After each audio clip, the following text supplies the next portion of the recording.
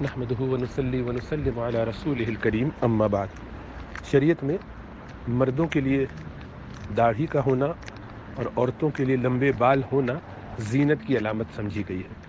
یہ امت میں اور انسانیت میں شروع سے ہی رائج رہا ہے، یہ ایک علامت رہی ہے مردانگی کی، اور اسی طرح سے نسوانی انداز میں لمبے بالوں کی۔ لمبے بال سے مراد کمر تک کے بال،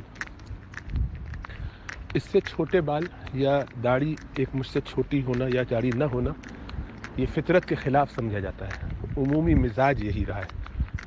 اب ظاہری بات ہے کہ جوں جوں بے پردگی بڑھی اور بدنگاہی بڑھی، غض بصر کا تو اب کوئی تقریباً کانسیپٹ رہا ہی نہیں۔ اگر کوئی شخص نگاہیں نیچے کرتا ہے تو اس کو آج کی دنیا میں برا سمجھا جاتا ہے، بلکہ معیوب اس طور پہ سمجھا جاتا ہے کہ یہ بد اخلاقی ہے کہ آپ کسی سے بات کر رہے ہیں اور اس کے چہرے پر نظر نہیں ڈالتے، تو سمجھتے ہیں کہ یہ کوئی آپ نے زیادتی کی ہے۔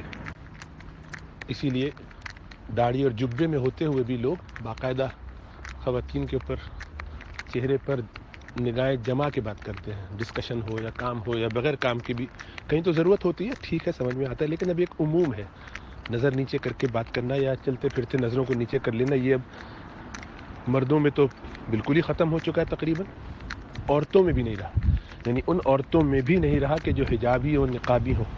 نقاب میں ہے لیکن مرد سے دھڑلے سے بات کرتی ہے، نہ آواز میں کوئی حیا ہے، نہ نظروں میں کوئی حیا ہے، بالکل دو اور دو چار کی طرح، بلکہ اگر لڑنا پڑے تو اس میں چیخ چیخ کے اور کمر پہ ہاتھ رکھ کے ہاتھ کے اشارے اور انگلی کے اشارے سے لڑیں گی بھی، اور اس کو بہت ایک اپنا حق سمجھ کے، تو اب چونکہ معاشرے میں ہر چیز ہی اپ سائڈ ڈاؤن ہو چکی ہے، لوپ سائڈڈ ہو چکی ہے، ہر چیز الٹی ہو چکی ہے۔ دجل کے زمانے میں تو یہی ہونا تھا نا کہ سسٹم پورا الٹا ہو جائے۔ قیامت کی نشانیوں میں سے ایک نشانی یہ تھی جو رسول اللہ صلی اللہ علیہ وسلم نے حدیث جبریل میں بیان فرمائی، جس میں دین کا خلاصہ بیان فرمایا، وہ یہ کہ مالکن اپنی باندھی جنے، تو اس کا ایک مطلب یہی لیا مفسرین اور محدثین نے، فقہا نے، علماء نے، کہ اس سے مراد یہ ہے کہ ہر چیز اپ سائڈ ڈاؤن ہو جائے گی،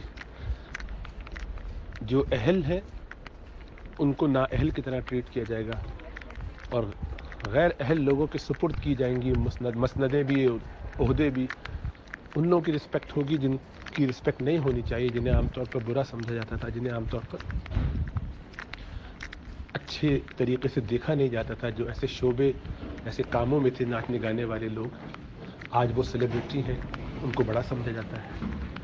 اسی طریقے سے دوستوں کی زیادہ اہمیت ہے باپ کے مقابلے میں، بیویوں کی زیادہ اہمیت ہے ماں کے مقابلے میں۔ الغرض ہر چیز میں آپ کو ایک الٹا پن نظر آئے گا، جو چیز جیسے ہونی چاہیے ویسے نہیں ہے، تو ظاہر بات ہے اس کے پھر کانسیکوینسز بھی ہیں، اس کے نقصانات بھی ہیں، اور آہستہ آہستہ ہم سب اپنے منطقی انجام یعنی دنیا کے اختتام کو پہنچ رہے ہیں۔ قیامت کے قریب کی جو نشانی ہے ان میں سے ساری نشانی ہے۔ اب مرد حضرات کو اپنی عورتوں میں حسن اس انداز میں نظر آتا ہے جو انداز معاشرے کی ایسی عورتیں اختیار کرتی ہیں کہ جو عام طور پر پرانے زمانے میں آج سے 50 سال پہلے تک شریف نہیں سمجھی جاتی تھیں، جن کی وضاقتہ لباس غیر مہذب غیر شریفانہ ہوتا تھا۔ مردوں کو اپنی بیویاں اس لباس اور اس حلیے میں اچھی لگتی ہیں۔ ظاہری بات ہے کہ یہ بہت ہی قبیح حرکت ہے۔ دماغوں میں جب کینسر اور ٹی بی پھیل جائے تو اس کے بعد کوئی بات سیدھی نظر نہیں آتی، ہر چیز الٹی لگتی ہے۔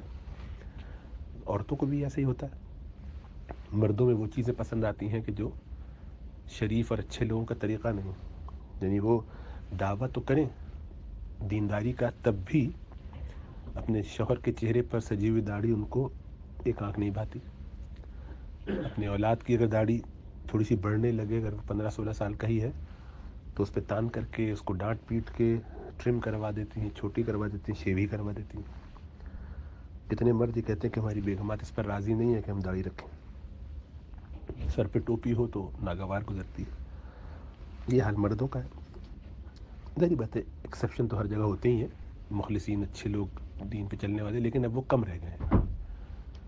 جو پہلے نورم تھا اب وہ اب نارملٹی بن گئی ہے، جو ساری باتیں تکلیف کی بات ہے. اسی طرح یہ اس نے ٹوپی پہنی ہوئی، اس کے تو پائنچے اوپر ہیں، یعنی وہ چیز جو شریعت کا تقاضا ہے، جو شریعت میں مطلوب ہے، جس کی وجہ سے اللہ کے رسول صلی اللہ علیہ وسلم کی اتباع ہوتی ہے، اجر ملتا ہے، سنت ہوتی ہے، وہ ہمارے لیے ایک عجیب و غریب سی چیز ہے. وہ ہمیں پسند تو دور کی بات، ناپسند ہونے لگی ہے. ناپسند سے زیادہ ہم اس کے خلاف بغاوت کرتے ہیں، اعلان کرتے ہیں، لڑتے ہیں اس کو، کیونکہ اب ظاہری ضروری تھوڑی ہے. کیا ضرورت ہے؟ پرانے زمانے کی بات تھی، آج کل کیوں ہم ایسا کریں؟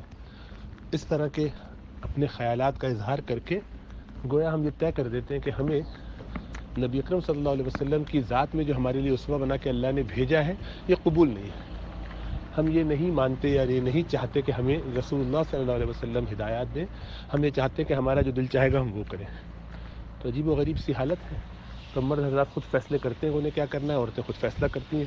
اور ہم چاہتے تو خود ہیں کہ ہم داڑھی نہ رکھیں، لیکن بیوی کا نام لگا دیتے ہیں، اماں کا نام لگا دیتے ہیں، تاکہ مولوی سے فتویٰ مل جائے کہ ہمارے لیے مجبوری ہے. اور بیویاں بھی یہی کرتی ہیں. میں کیا کروں، مجھے تو کوئی خاص ایسا شوق نہیں، لیکن میاں میرے کہتے ہیں کہ بال ذرا چھوٹے کر لو، ذرا اسٹائل میں کٹوا لو، اس کو اچھا لگتا ہے. یعنی میں یہ بات ماننے کے لیے آج کل کے زمانے میں تیار نہیں ہوں کہ کوئی شوہر یہ چاہتا ہو اور اس کی بیوی کہے کہ حضور آپ کی خاطر میرے قربانی دینے کے لیے تیار ہوں کہ اپنے بال ایسے کٹوا لوں، ورنہ میری بڑی خواہش تھی کہ میں لمبے رکھوں. یہ سب ڈرامے بازی ہے، دھوکہ ہے. اپنے آپ کو دھوکہ دینا ہے، نفس کو نفس کی چال میں آنا اور دوسروں کے سامنے اپنا ایک امیج بنانے کی کوشش کرنا. حالانکہ اللہ جانتے ہیں ہمارے نفس میں کیا ہے، اللہ ماشاء اللہ غیر بات ایکسیپشن ہوگی، میں جنرل بات کر رہا ہوں. تو میں ایسے شوہروں کو نہیں جانتا، اللہ یہ کہ وہ غیر مسلموں میں ہوتے ہوں. مسلمان شوہر ایسے نہیں ہوتے کہ جو آپ سے زیادہ سے زیادہ وہ کہتے ہیں ہاں مجھے اچھے لگتے ہیں، بس اس سے زیادہ نہیں. لیکن کب ہماری عورتیں اپنے شوہر کے لیے تیار ہوتی ہیں؟ وہ باہر نکلتی ہیں تو تیار ہوتی ہیں، شادی میں جاتی ہیں تو تیار ہوتی ہیں، اپنی دوستوں میں جاتی ہیں تب تیار ہوتی ہیں، وہاں دکھانے کے لیے کہ کیسے اسٹائل ہے، کیسے حلیہ ہے، کیا بس یہ سب.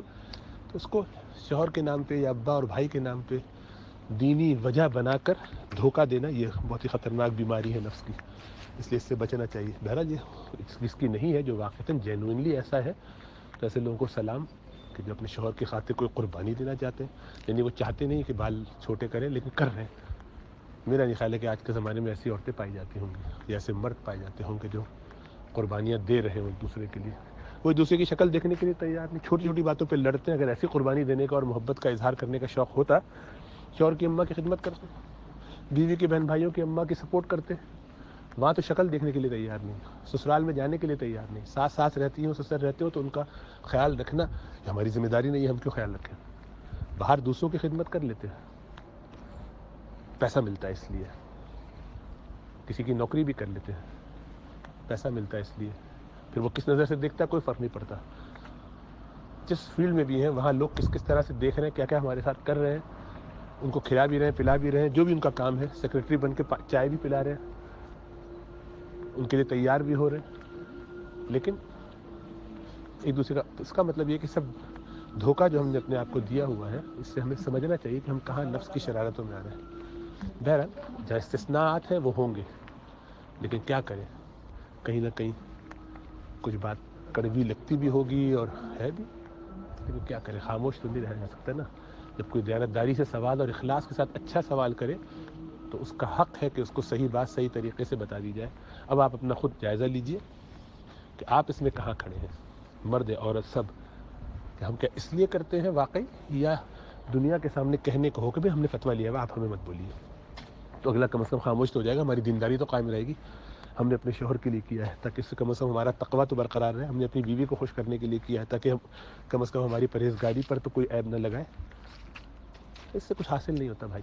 یہ سب اللہ سبحانہ و تعالیٰ کے سامنے چکر بازیاں، دھوکے، دو نمبریاں، چالاکیاں سب کھل جائیں گی. اس لیے یہاں بہت ڈر ڈر کے رہنا چاہیے اور شریعت کی پابندی میں رہنا چاہیے.